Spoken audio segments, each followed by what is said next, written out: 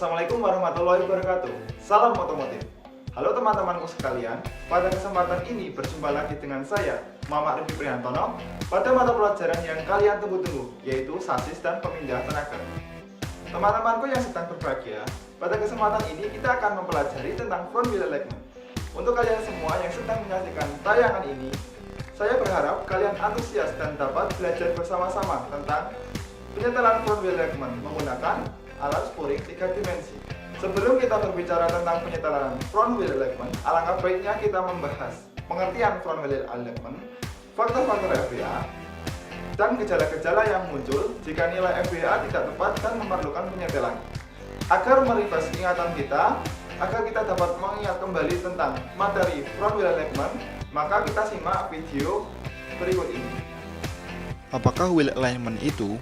Wheel alignment adalah posisi atau kedudukan roda kendaraan dan atau steering axis yang dipasang dengan nilai sudut, jarak, dan tinggi tertentu sesuai dengan persyaratan tertentu atau berdasarkan spesifikasi kendaraan tersebut, sehingga menyebabkan pengemudian ringan, nyaman, dan stabil, serta keausan ban normal. Front wheel alignment atau FWA adalah posisi atau kedudukan roda depan kendaraan dan atau steering axis roda depan yang dipasang dengan nilai, jarak, dan tinggi tertentu sesuai dengan persyaratan tertentu. Sementara rear wheel alignment atau RWA berlaku untuk roda belakang. Fungsi dari wheel alignment adalah 1. Untuk memperingan gaya pengemudian atau memperingan gaya untuk memutar roda kemudi. 2. Untuk membuat sistem kemudi stabil. 3. Untuk memperoleh gaya pengembalian roda kemudi saat setelah berbelok. 4. Untuk memperpanjang umur ban. Penyetelan front wheel alignment sering juga disebut dengan istilah spuring. Kelebihan apabila penyetelan wheel alignment tepat dan presisi adalah 1. Roda kemudi mudah dikendalikan. 2. Meningkatkan efisiensi ban bakar. 3. Mengurangi getaran ban dan suara bising. 4. Meningkatkan stabilitas kendaraan dan respon handling kendaraan. 5. Mencegah kausan dini pada ban. Lalu, apa saja faktor dari FWA itu? Pertama adalah camber. Camber adalah kemiringan sumbu atau garis tengah roda depan bagian atas terhadap garis vertikal apabila dilihat dari posisi depan atau belakang kendaraan. Ada 3 jenis camber, yaitu camber positif jika bagian atas roda miring ke arah luar, camber negatif jika bagian atas roda miring ke arah dalam, dan camber 0 apabila garis tengah roda sejajar dengan garis vertikal. Fungsi dari camber adalah 1. Mencegah kausan ban yang berlebihan pada sisi roda bagian dalam maupun bagian luar. 2. Meningkatkan stabilan kendaraan. 3. Meningkatkan handling kendaraan. Camber negatif digunakan untuk menyempurnakan kemampuan belok kendaraan. Camber negatif biasanya didapati pada kendaraan dengan mesin depan dan penggerak roda depan atau front engine front wheel drive. Sementara camber positif berfungsi untuk memungkinkan terbentuknya chamber 0 saat kendaraan diberi beban dan mengurangi beban pada steering. Yang kedua adalah caster. Caster adalah kemiringan steering axis atau kingpin jika dilihat dari arah samping kendaraan. Caster berperan untuk kelurusan dan kestabilan kemudi, serta untuk mendapatkan pengembalian roda kemudi ke posisi lurus setelah berbelok. Miringnya steering axis ke arah belakang disebut caster positif. Sebaliknya, kemiringan ke arah depan disebut caster negatif. Pada umumnya, caster positif yang dipakai karena menghasilkan stabilan kendaraan saat berjalan lurus dan gaya balik kemudi setelah membelok. Caster positif yang besar menyebabkan gaya balik kemudi makin besar, akan tetapi kemudi cenderung menjadi lebih berat. Caster negatif membuat kemudi ringan, tetapi kestabilan kendaraan saat berjalan lurus akan menjadi berkurang dan kemudi kurang dapat dikontrol. Yang ketiga adalah toe angle. Toe angle adalah jarak antara roda depan bagian depan dengan roda depan bagian belakang. Jika roda bagian depan lebih pendek dibandingkan roda depan bagian belakang, maka dinamakan toe in. Namun, jika roda depan bagian depan lebih panjang dibandingkan roda depan bagian belakang, dinamakan two-out.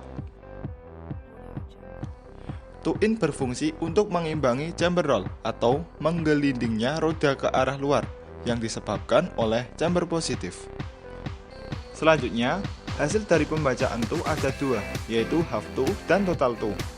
Half two adalah pengukuran two pada satu sisi roda, sementara total two adalah hasil penjumlahan antara pengukuran two sisi kanan dan two sisi kiri. Dimensi kendaraan yang mempengaruhi FWA adalah turning radius, overall height, ground clearance, body clearance, wheelbase, dan tread. Turning radius atau radius putar merupakan diameter lingkaran yang dihasilkan saat mobil melakukan putaran penuh 360 derajat.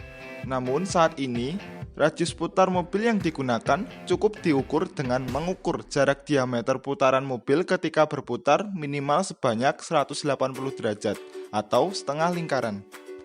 Jarak diameter yang dihasilkan oleh mobil saat berputar tersebut kemudian digunakan sebagai besar radius putar. Selanjutnya adalah overall height, adalah tinggi kendaraan dalam kondisi kosong atau tanpa penumpang. Pengukurannya dilakukan dari ujung roda bawah sampai posisi ujung atas atap mobil. Selanjutnya adalah ground clearance, adalah jarak terendah dari satu titik kendaraan terhadap permukaan tanah. Body clearance adalah jarak terendah dari bodi mobil terhadap permukaan tanah. Wheelbase adalah jarak antara titik tengah dari roda depan dan titik tengah roda belakang. Yang terakhir adalah tread, adalah jarak titik tengah roda kanan depan atau belakang dan roda kiri depan atau belakang. Sebelum melakukan penyetelan camber dan caster, kita harus memperhatikan jenis suspensi depan dari kendaraan yang hendak dilakukan penyetelan front wheel alignment-nya.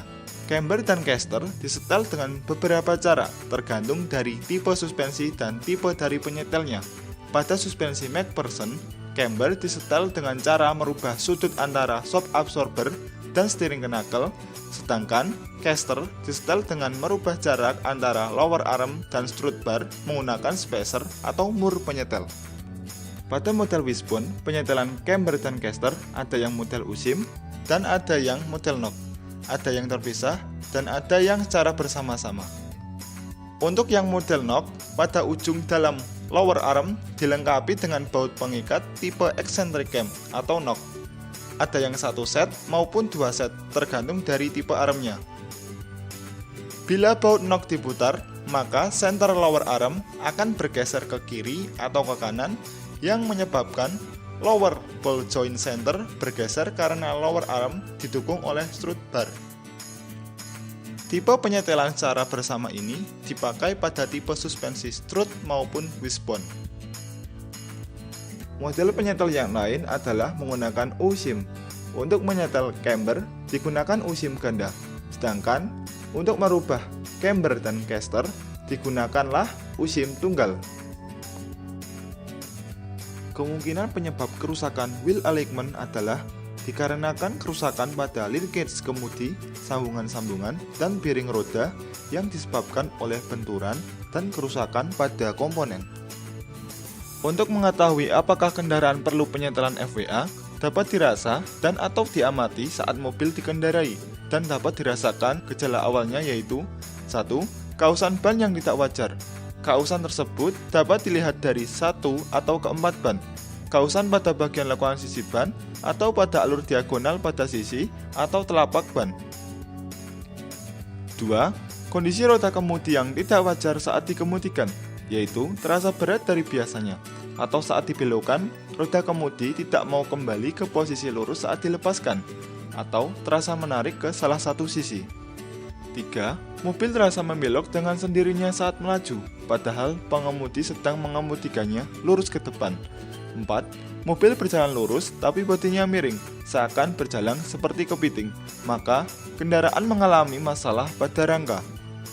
Nah, kalian sudah mengetahui dasar-dasar dari FWA. Dalam melakukan penyetelan front wheel alignment, langkah-langkah yang dilakukan adalah langkah persiapan, langkah pengukuran, langkah penyetelan, dan langkah sesudah penyetelan. Cara lengkapnya akan dijelaskan oleh video berikut ini.